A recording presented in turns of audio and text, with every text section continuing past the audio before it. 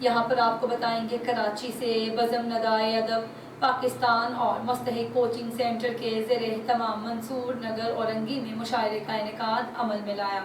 جس کی صدارت پاکستان کی بین الاقوامی شخصیت کہنا مشرق شاعر اور international art and culture committee USA کے ایگزیکٹو ممبر محترم ڈاکٹر ذاکر حسین عادل نے کی۔ اس حوالے سے مزید تفصیلات کراچی سے ہمارے نمائندے جاوید محمود ارائی سے۔ جی بالکل، بزم ندائے ادب پاکستان اور مستحق کوچنگ سینٹر کے زیر اہتمام منصور نگر اور اورنگی ٹاؤن میں مشاعرے کا انعقاد عمل میں آیا، جس کی صدارت پاکستان کی بین الاقوامی شخصیت کہنائے شاعر اور international arts and culture committee USA کے ایگزیکٹو ممبر محترم ڈاکٹر ذاکر حسین عادل نے کی۔ مہمان خصوصی معروف سماجی شخصیت اقبال احمد خان اور متعلقہ UC چیئرمین ظفر اقبال تھے۔ بطور مہمان اعزازی پاکستان بازار اقبال مارکیٹ کے جنرل سیکریٹری جمیل انصاری نے شرکت کی، جبکہ شعراء اور سامعین کی بڑی تعداد کو خوش آمدید کہنے والے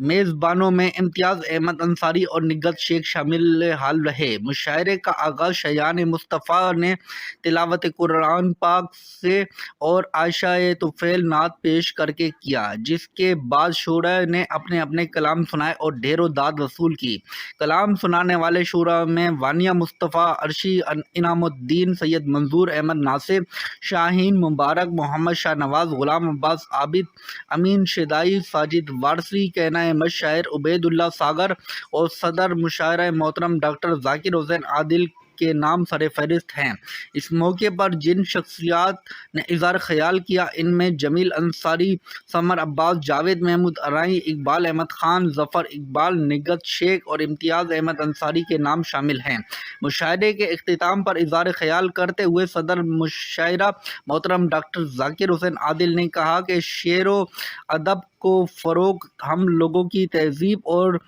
ثقافت کا حصہ ہے، جس سے کسی شہر یا علاقے میں رہائش پذیر افراد کے اعلیٰ ذوق اور تہذیبی قدر